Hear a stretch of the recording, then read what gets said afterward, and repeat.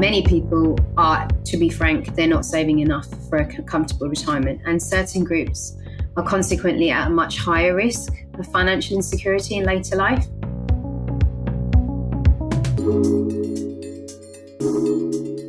This episode is sponsored by Saxo Markets. Welcome to the Investing Insiders podcast, where we help you achieve financial well-being by making smarter money decisions. Today, we'll be digging into the world of pensions and take you through the steps you need to make sure you have enough money for your expenses in retirement. So whichever life stage you're at, whether you've just started working or retirement's just around the corner, we're hoping to give you some tips to prepare. Joining us today is Dr. Priya Khambhaita, who is Head of Policy and Research at the Pensions Policy Institute. Priya holds a PhD in social science from the University of Southampton and has over 15 years' experience shaping national and international policy across pensions, health, and social inclusion. Priya, welcome to the show, and thank you so much for joining us. Thank you. Thank you so much for having me. So, yes, we're going to be digging into pensions, which can be quite a topical decision. Sometimes people think it's too far off to start preparing for, and some people start panicking last minute to get into it. I suppose before we get into the nitty-gritty of, how pensions are doing in the UK, can you kind of just give us a bit of background as to what a pension is and why it's important to have one? Absolutely. So pensions began in ancient Rome. If we look at the earliest examples. But in Rome, in one of these earliest examples, it was in the form of a fund for retired soldiers, and it was paid for from general taxation. But to answer your question kind of in today's context, the pension is basically a regular payment, essentially an income that you receive when you're in retirement. So the second part of your question is, why do we need a pension? We need pensions to provide financial security after retirement when people are no longer earning a regular income, whether that's through a job or any other type of employment. They are essential. They enable us to cover our living and housing expenses, health and social care costs, which can ramp up in later life, and hopefully maintain a good, decent, dignified quality of life in old age. Absolutely. It's really interesting to hear that they actually go back so far through human history. In the UK today, I guess there are lots of different pension types available. People might have heard of things like the state pension or a workplace pension. Can you give us just a bit of an outline about what's available for people who are thinking about retirement savings? Sure. So firstly, we have the state pension, which is kind of a foundation. So this is provided by the UK government. Not everyone gets the same amount because it depends on, what you receive depends on your national insurance record, the number of national insurance contributions you have made throughout your working life. For many people, the state pension is only part of their retirement income. Secondly, we have workplace pensions. These are set up by employers on behalf of their employees, and they're a key part of what's called automatic enrolment for eligible workers in the UK. So there's two main types. There's defined contribution pensions, and these are based on the contributions made into your pension pot, usually by yourself and by your employer, along with how well those investments perform over time. And then there's defined benefit pensions. These are based on your salary and how long you've worked for the employer. Each works a little bit differently, but both aim to give you an income in retirement. We are moving towards a much more DC defined contribution-based landscape, which depends a lot more on the contributions you yourself make, decisions you make, the risk you're able to take on, and your understanding of how well savings are performing in terms of investment returns and things like that. Finally, some people will also have personal pensions, and they'll be set up by individuals themselves, and they'll often be set up with a provider like an insurance company, for example. Amazing. Those are really helpful breakdowns to note. I guess looking at the pension savings landscape in the UK, how are we doing in terms of retirement savings? And can you kind of give us an outlook on that? So, in terms of how effectively people are saving in the UK for retirement, many people are, to be frank, they're not saving enough for a comfortable retirement. And certain groups are consequently at a much higher risk of financial insecurity in later life. So the introduction of automatic enrolment into workplace pensions, and that came in 2012, has helped. It has significantly increased the number of people saving for retirement, particularly when you think about younger groups and lower income workers. The amount being saved, however, is often too low. So simply being enrolled in a pension isn't really enough. Contribution levels matter, and for many, they remain well below what's needed to ensure an adequate retirement income. What we've seen is that the contribution levels, minimum contribution levels, haven't really moved, and voluntary saving is low.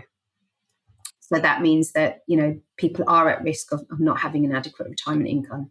Some groups in particular are particularly vulnerable. So when we think about low earners, when we think about women, when we think about minority communities, and also self-employed individuals, they're often referred to as underpensioned. This means that they face a greater risk of reaching retirement without enough financial resources to maintain a decent standard of living. At the same time, as I touched on a little bit earlier, the pension landscape's changed. Defined contribution pensions have become the norm, and they're shifting more responsibility onto individuals, onto the savers themselves. But outcomes from these pensions, they can vary widely. It depends, as I say, on how much people contribute, how well their investments perform, the charges and costs charged associated with being within a particular pension scheme. So in short, while participation in pensions is improving, too many people in the UK are still not saving early enough and consistently enough, not saving effectively. And unless effort and support is made available to savers, then yes, a comfortable retirement may remain out of reach for millions. Are we right in thinking that 90% of eligible workers are actually enrolled on auto-enrollment now? Is that that's a figure I read. Is that correct? Antonia, that's a good question. We at the PPI do not advocate for a specific number because we understand that everyone's circumstances are different. And we also understand that there are more immediate financial pressures on a day-to-day, month-by-month basis, right? So there are some out there within the sector who will say that somewhere around 15 to 16% is a good rate in terms of contribution levels, and they can significantly improve your chances of materially better retirement in terms of your income and your financial circumstances when you reach there.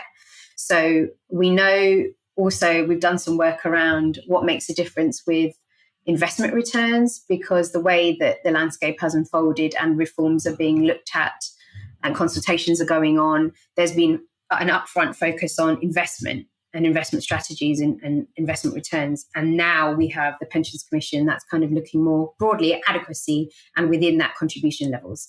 So whilst investment returns and all of those things are really important, and you can have PPI modelling has shown that if all of what the government hopes to happen with consolidation and mega funds and those sort of things comes through, then the median worker could potentially expect around £6,000 more in their retirement pot at the point of retirement.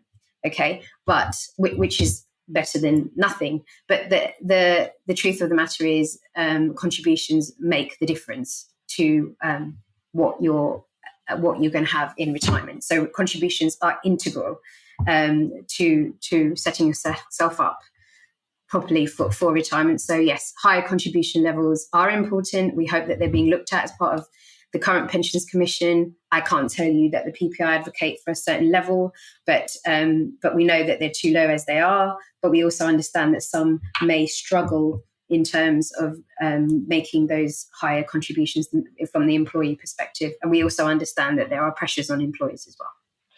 Yeah, so I mean, for pension savers who are currently struggling with the cost of living crisis and therefore unable to increase their contribution levels, then presumably that pension fund performance becomes ever more critical, because that's then their only avenue of increasing their retirement income. Well, it's one of the key avenues, yes. It's one of the key levers that will make a difference. Absolutely. Well, no, that's really interesting to touch upon. And I suppose looking back at the pensions landscape, are there any challenges in particular that you've noticed in between different generations, say, or just different demographics that would be kind of good to highlight as well? Yeah, I'll talk you through the broader sort of challenges, and then maybe I'll look at it from a generational lens. Not that they're entirely separate, but I'll frame it slightly differently in that way. So I would say that there are several key challenges. One of them, Antonia just touched upon, which is around wages and expenses. And we'll try and unpack that a little bit here. So a large number of individuals, especially those in part-time work, for example, they're simply not contributing enough. So while automatic enrolment has helped increase the number, as I said, of people saving, the minimum contribution levels can still fall short of what's actually needed to maintain a decent standard of living in retirement. There's ongoing gaps in pension coverage. Women, minority communities, self-employed are particularly at risk of being underpensioned. And these groups often face irregular incomes, they take career breaks, or they lack access to workplace pensions altogether, which severely limits their ability to save consistently over time. Another challenge is around low engagement with pensions and long-term savings. There's different types of pension, as we kind of covered a little bit earlier on, but that was just the tip of the iceberg. And so where there's different types of pension and individual financial circumstances can be quite complex, this can be really difficult to understand. And that can then lead to low engagement. So people struggle to make informed decisions about saving, investing, and retirement timing as well. Longevity is another growing challenge. People are living longer, but they need more money to fund increasingly lengthy retirements. However, many actually underestimate how much they'll need and run the risk of outliving their savings, especially in a defined contribution scheme where individuals, as I say, shoulder the responsibility for ensuring their pension lasts. I mean, I just led a project where we have published a report in July, the UK Pensions Framework, the 2025 edition. And as part of that, we updated the framework indicators. It's a very comprehensive system-wide look at the pension system, but it also involved a whole bunch of stakeholder interviews as well. In conducting those stakeholder consultations, it's clear that some people are delaying retirement because they're doing the maths and going, I'm not going to be able to afford to retire, so I'm just going to have to continue to work for another 2 to 5 years, for example, before I can think about it again. Others are retiring for 2 years and then going back to work because they underestimated actually what their costs are going to be in retirement, and family finances are insufficient, and so they're going back to work. So just to kind of give you a sense of that, coming to the economic pressures that Antonia kind of mentioned and touched upon earlier, they obviously further complicate things. There's rising living costs, high housing expenses, utility bills, all of that, student debt, all limit people's ability to set aside money for the long term. For younger generations in particular, financial insecurity and competing short-term needs often take precedence over saving for retirement. So when you take all of those things together, these challenges obviously do point to a need for more comprehensive, improved support, stronger financial education, and the type of policy reforms that can make saving for retirement more accessible, more transparent, and more inclusive for everyone. I can touch upon the generational aspect if you'd like now. I mentioned Gen Z and student debt a little bit there, but kind of to dig a little bit more deeply into that. Yeah, I mean, those who are at different walks of life, different generations, they are facing different but equally serious, I would say, challenges when it comes to saving for retirement. So older generations, they're more likely to have benefited from defined benefit pensions, which offer more financial security. However, many are now relying mainly on the state pension and limited private savings. And with people living longer, there's a growing risk that they could actually outlive their money. On the plus side, that group have higher home ownership rates, which can help provide some financial stability in later life. Housing costs are a bit more predictable. You could release equity. Potentially, that's an option as well. Yeah, there's quite a bit of housing wealth in that group, isn't there? There is indeed. So that provides that little bit of security. So younger generations, we're thinking millennials, talking Gen Z, are facing a different landscape. They're less likely to own a home, often have high housing costs, rents going up and down, or mainly up, and student debt, and they're largely dependent on defined contribution pensions. So it's on the individual to save and invest enough for retirement. And many younger people are also in gig work or self-employment, which means they can miss out on automatic pension enrolment altogether. So even those who are enrolled tend to save only the minimum amount, which likely won't be enough for a secure retirement. So we also see, with the younger people, we do see that they're more digitally engaged. They turn to TikTok and social media to understand more about finances. But many still lack the financial literacy or the confidence to make long-term pension decisions. And then that just adds to the challenge. So I'd say, across all the generations, there are wider issues too. There's still the coverage gaps, as I said, about automatic enrolment. There's the minimum contribution levels. And then there's that growing question of fairness. Younger generations are being asked to save more and work longer, but they're doing so in a very challenging, financially pressured environment. Yeah. So whilst the challenges might look slightly different depending which age group you're in, the core problem is the same: is that too many people are on track for an inadequate retirement, and without that sort of action and support, the gap could widen further moving forward. Absolutely. I mean, I think that's a really important point to touch on, in the sense that there are lots of competing interests when it comes to pensions, and particularly when it comes to the cost of living and balancing that. The younger generations, I guess the issue becomes a bit more acute because you're faced with a lot of present, situations that you need to deal with, but also trying to plan for the future. Yes. So one of the things that tends to come up when people are discussing pensions and thinking about retirement savings is the concept of, I can just rely on the state pension alone. In terms of looking at that as a retirement strategy, how effective is it to base, your retirement income solely on the state pension and hoping that that's going to cover all of your expenses? No, I mean, many people have gaps in their national insurance contributions, which means that they may or may not receive the full amount in the first instance. Most countries are working towards, when you compare our state pension to other country contexts, most are working towards a replacement rate of around 30 to 35% of what you were earning in working life, right? So that is not enough to maintain your standard of living in your retirement. So broadly speaking, I would say no, the state pension alone isn't sufficient for most people to maintain their as I say, their pre-retirement standard of living. So the full new state pension provides around £11,500 a year as of 2025, which is below the minimum retirement living standard as defined by what was the Pensions and Lifetime Savings Association, which is now Pensions UK. So yes, the state pension can provide a foundation, but you need additional private or workplace savings. These are essential for most people to achieve an adequate retirement income. So I've just been reading about the state pension this morning. It's obviously been hitting the news because of it going up by inflation to the highest level it's been so far. But I think I calculated it was £70 off income tax.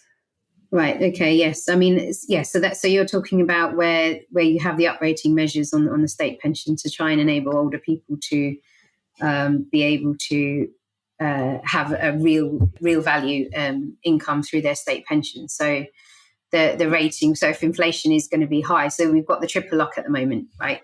Yeah. So the triple lock has driven us into this situation where,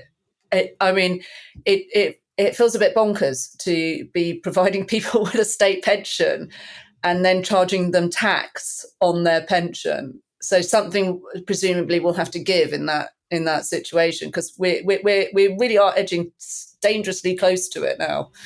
Yeah, I mean, I think this is where we begin to understand the complexities of the system and how different parts of the system may be jarring against each other and not as working as well with each other as they could. So I mean, essentially, we have the triple lock at the moment, okay, and it ensures that the state pension is basically increases by the highest of inflation, average earnings growth, or 2.5%, okay, and then the mechanism it does help maintain as I say, the real value of the state pension, but it's been effective in maintaining the value relative to inflation and earnings growth, so that it is a key lever in reducing pensioner poverty, especially among those who rely solely or primarily on the state pension for their retirement income.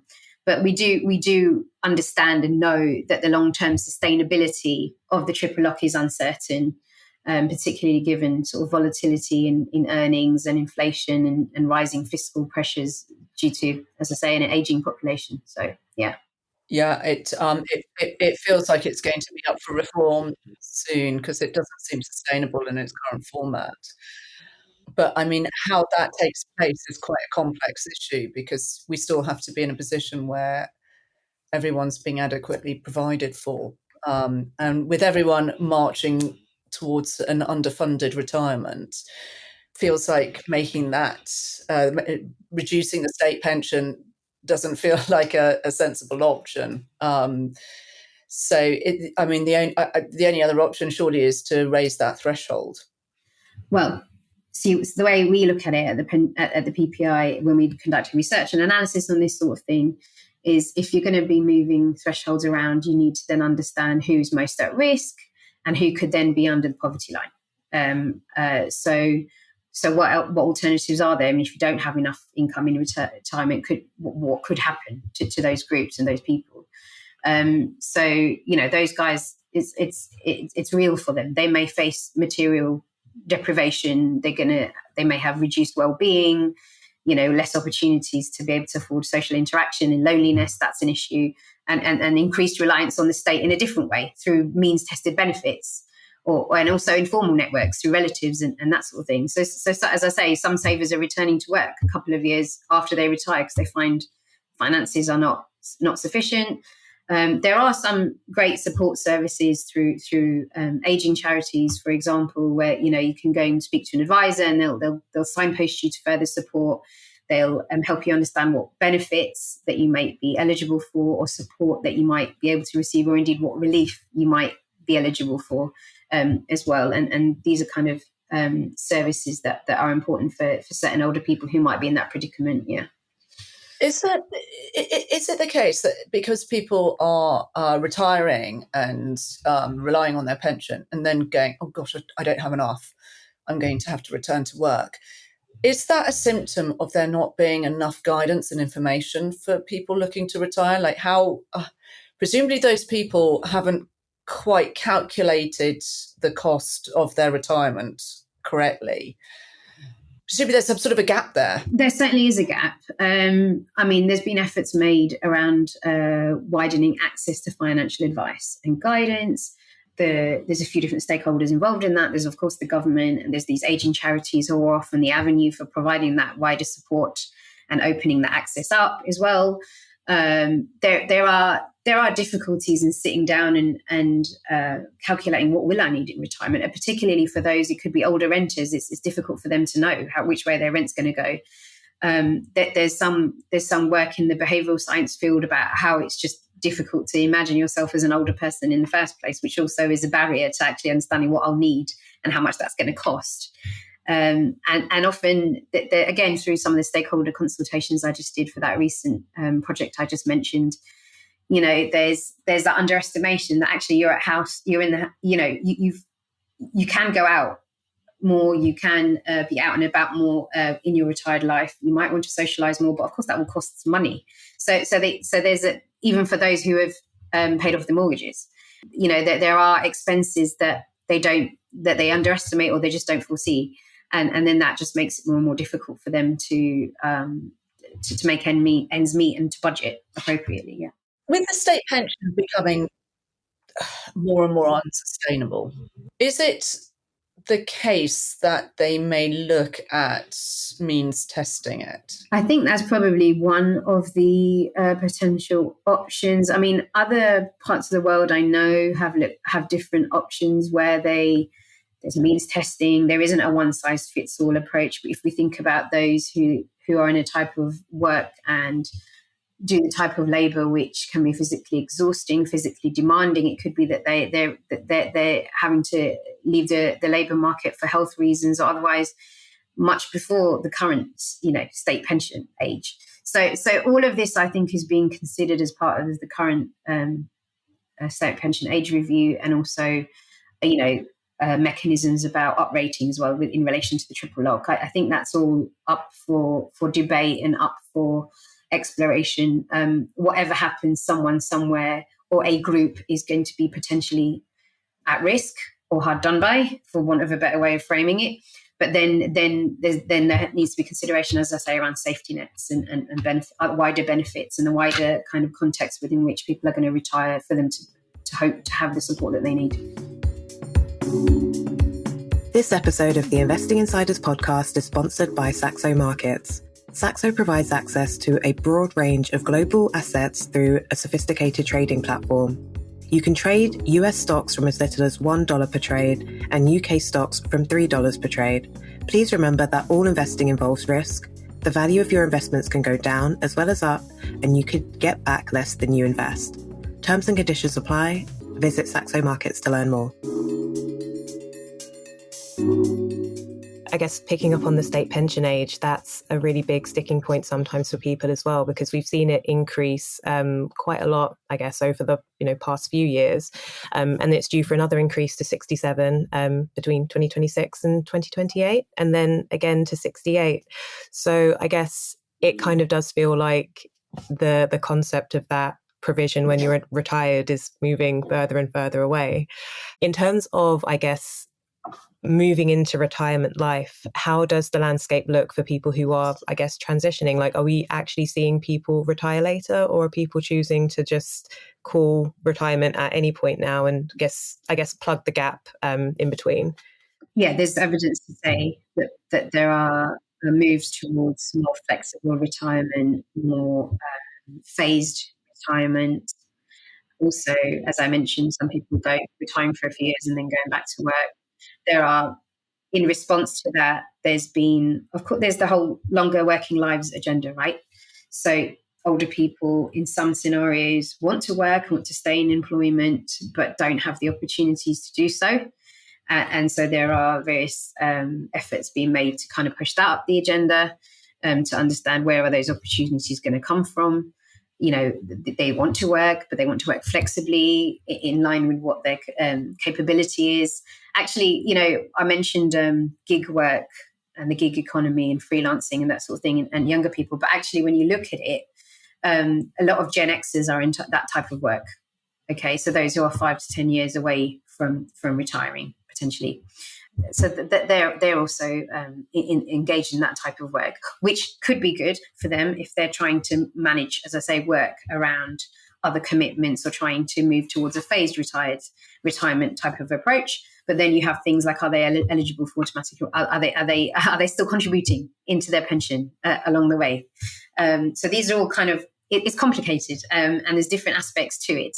Many people, as I say, they might, because of the nature of the work that they were doing, they would love to have worked longer, or to have stayed in employment, or maybe not love to do it, but need to do it, but struggle to do it because of that type of work, and that they're just not able to do it anymore. So these are all things that require careful consideration, and I think it just points to the fact that different trajectories, they vary, and different groups do face different circumstances along the way. I was wondering, actually, because this may just be because we're in the space and that's what I'm exposed to, but it feels like there's a lot more pensions talk at the moment, and, there's the pension awareness and all of this sort of thing. Are we seeing greater uptake in pensions with the younger generations as a result of all that? I mean, is that communication actually reaching the right ears, or is it having any kind of positive effect? Well, I think there's a few different parts to that, Anthony. We've got quite a lot of pension reform. There's a lot of activity in pensions policy. Everything's up. We've got the state pension age review.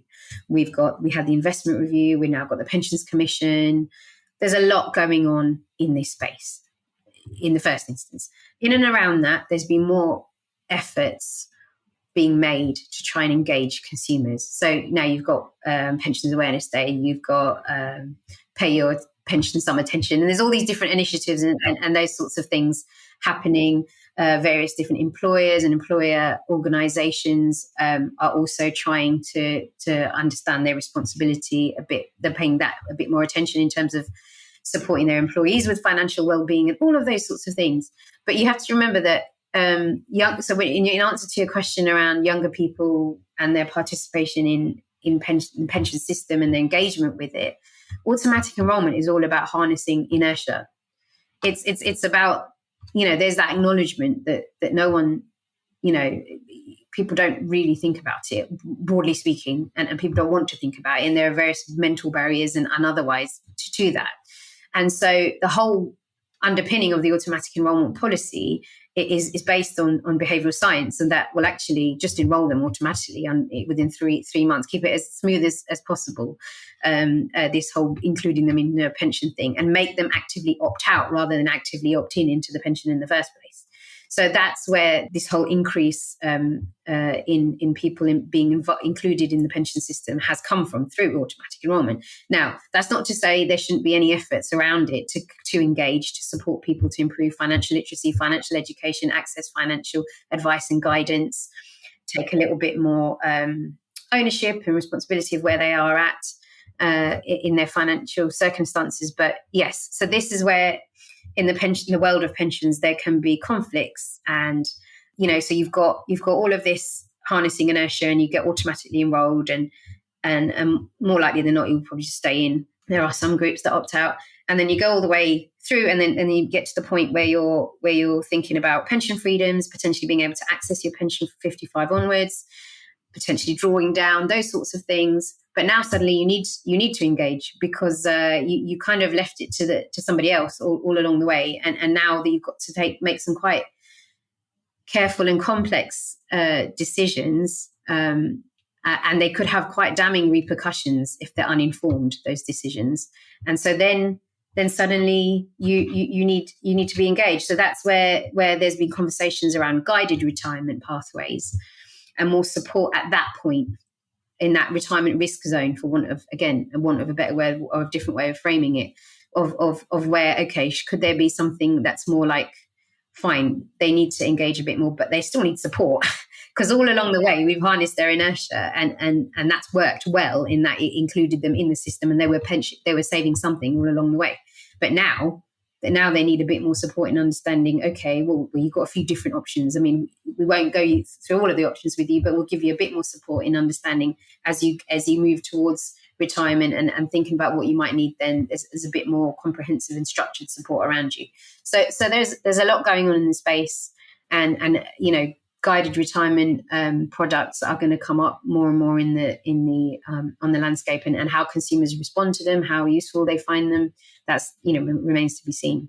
But I can see how they're trying to address a gap in support. Yeah, I do quite a lot of stuff on pensions on social, and I get a lot of people saying that they opted out because they can't afford it at the moment, and I'm like, no, that's the biggest mistake you can make. You have to opt in. But also people who are at retirement age going, I've just whipped out the whole 25% tax-free and run with it. And that's not the best way to draw your pension, is it? Depending on your circumstances, but that 25% tax-free can be used to reduce your taxable income on your pension, can't it? It can. I mean, and tax relief, tax policy is one part of it. That's one part where there's often a gap in understanding on the consumer side. On actually, there may be tax benefits, there may be other ways of doing it to reduce my tax bill on what I'm taking out. So yes, that's a key part of the as I say, being able to make an informed decision of what's the best way for me to take this out, and how can I be tax efficient around it, and that's where consumers will need support. Depending on what the situation is. Yeah. One of the other things that we've sort of been trying to do a bit of work around is all the lost pensions, because obviously I can't remember what the actual figures were. It was something like 3 billion, or it's not an insignificant number. No, it's not an insignificant number. No. I think it's £9,000 on average for each lost pension. So we've been trying to encourage people to seek those out, but actually getting people to take that step, because I don't know whether the message isn't getting through to them, or it sounds like a lot of admin and paperwork and they can't be bothered, or they've tried one avenue and it didn't work, or whatever the reason may be. But those lost pensions are obviously all out there, and a lot of them will be in default funds, and they may not be. Well, we did a bunch of analysis on the default funds. found that a massive percentage of them were not even meeting a standard benchmark.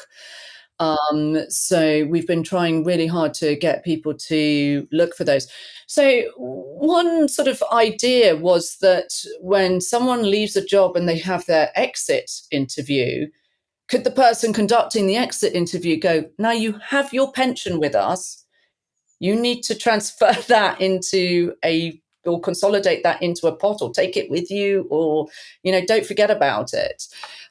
Is that something that could possibly be implemented, or what are the steps that are being taken at the moment to try and address that issue of the lost pensions? So lost pensions, yes, as you said, it's not an insignificant amount of money. There's the pensions tracing service. We're hoping that things like the pensions dashboard can support people to be able to see where all of their pensions are in one place, and help them understand, should they be consolidating, or have they indeed got a lost pension that they need to go off and find now. Even I myself, when I moved house 4.5 years ago, I remember receiving a letter saying, we think you've moved, but is this if this is your address? Thank God they did get in touch. I mean, I would have. I do work in pensions policy, so at some point or another, I would have picked it up. But that sort of thing can help. But you can't take it for granted that they're going to find you. So lost pensions are a key issue. Yes, what you allude to is pot follows person type approach. That's one way of doing it. The other way of doing it is consolidation. There's some small steps been taken in terms of consolidating small pots and automating that a little bit, but there's still, the debate is ongoing. Still, the actual mechanics and the infrastructure of actually making that happen and how it would work in practice are being worked out at the higher level, and that debate is ongoing across various different stakeholders in the industry. I know that there are some providers that advocate for that. They would prefer that kind of an approach where pot follows person automatically, rather than the consumer themselves having to be proactive in that approach. So, yeah, I mean, these are all up for debate. That there is some evidence internationally to say more consolidation of larger pots together being automated can support consumers to reduce the risk of lost pensions, but also to improve the investment performance of the funds then, because just purely by consolidating and reducing charges and those sorts of things. But it's not that far advanced yet in the UK. Still up for conversation, and there's no consensus really on where to draw the line on what pots should be consolidated and how. Do you feel that people should be looking to diversify their retirement income? I mean, sort of using ISAs and other things like that? ISAs are an important tool, absolutely. I mean, diversifying savings through ISAs or other investments, that can provide additional flexibility and resilience at a time when we don't know what's going to happen with various things in the pensions landscape. There's a bit of uncertainty. I think the idea is to just try to stay as informed as you're able to, and to stay prepared as best as you can. But then, at the crux of it all is to save early and save consistently. Yeah. Absolutely. I mean, it sounds like, I guess, pensions are going through quite a big transition. So it's not really going to be a one size fits all approach anymore. We might kind of see a more holistic, approach to pension savings and finding something that actually works for you. I think what would be great to dig a bit more into is preparing for a comfortable retirement. I know you've already touched on some areas already, and it'll be great to dig into them a bit more. But for people listening, what are some of the steps that they can take to make sure that they've got enough once they decide to retire? Yeah, so as I say, saving early and consistently is one of the most effective ways to build a secure retirement income. Workplace pensions, especially those with employer contributions, offer a valuable opportunity to grow your savings over time.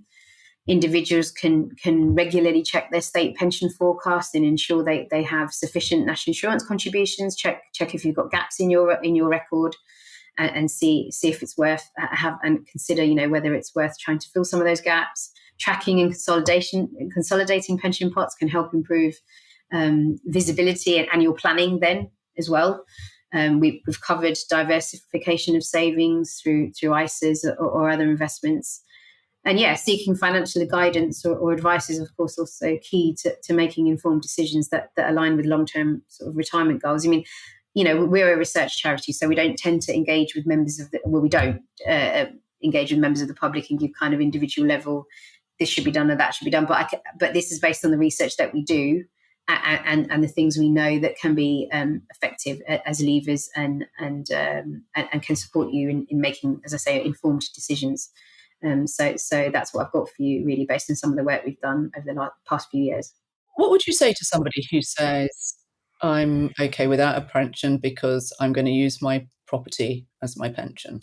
Look, again, everyone's going to, I mean, if you hear it a lot, the people that are speaking to you about it have got, you might have one person who's got one buy-to-let, you've got another who's got 30 buy-to-lets, it could be such diverse situations and circumstances. And right at the beginning of the interview, we talked about what is a pension and why is it important. So I just think that if you have property wealth to draw upon, that's great. But I don't think we can underestimate the importance of saving into a pension alongside it. It should, that can be part of your wider portfolio, absolutely. But a pension has, is integral and imperative to setting you up well for later life.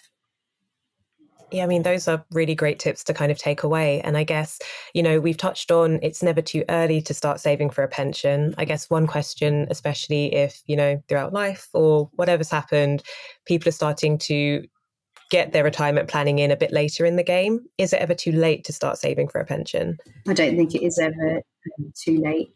Obviously, it depends on where you're at in your journey. And we covered off some of the kind of generational factors there. But while starting early offers the greatest advantage, okay, individuals who begin saving later in life can still improve their retirement outcome. So increasing contributions, delaying retirement is one thing.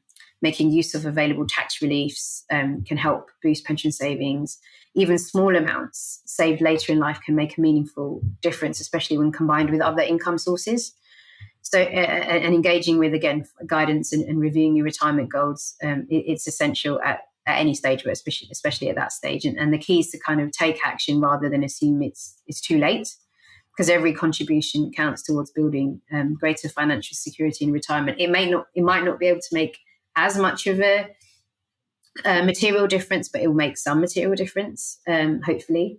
So yes, it could be that you 5 to 8 years before you're about to retire, it will be more about trying to get the best investment returns out of the pots you have got, whilst you continue to save in your remaining years of working life, and then get the support you need to ensure you have a sustainable retirement income from the savings you've managed to accumulate. Yeah, it's never too late, I don't think.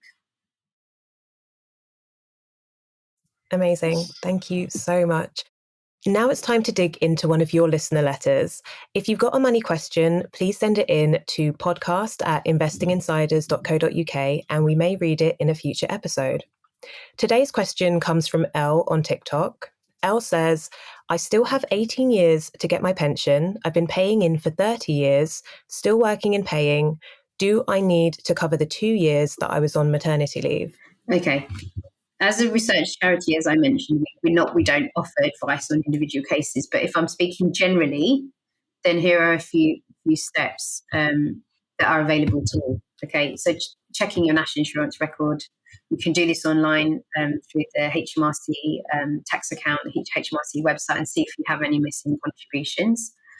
Look for any gaps. If you find any years that don't count towards your state pension, you can consider whether you want to fill them by paying voluntary contributions. And then you've also got the state pension forecast tool as well, which could potentially give you an estimate of how much state pension you could get and whether you're on track for the full amount.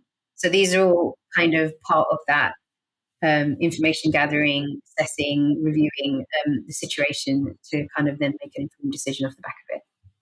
Absolutely. And by the sounds of it, Elle still has quite a bit of time to work towards qualifying for the state pension as well. So you have to have 35 qualifying years. And yeah, hopefully that kind of, brings together any extra tips that she needs. We hope that helped you, Elle. And remember, if you have any questions, to send them into podcast@investinginsiders.co.uk. Thank you so much for joining us, Priya. It was a pleasure having you talk about pensions, and we've touched on so many interesting topics. Thank you both. No, I really enjoyed the conversation. Thank you so much for joining our Investing Insiders podcast. If you like the episode, please subscribe and leave us a 5-star review on your platform of choice. For the latest money news and deals, you can sign up to our weekly newsletter at investinginsiders.co.uk/newsletter-page. We've also got a suite of guides, tools, and calculators on our website at investinginsiders.co.uk. You can also keep up to date with us on TikTok, Instagram, and YouTube. Thanks for joining us, and we'll catch you in the next episode.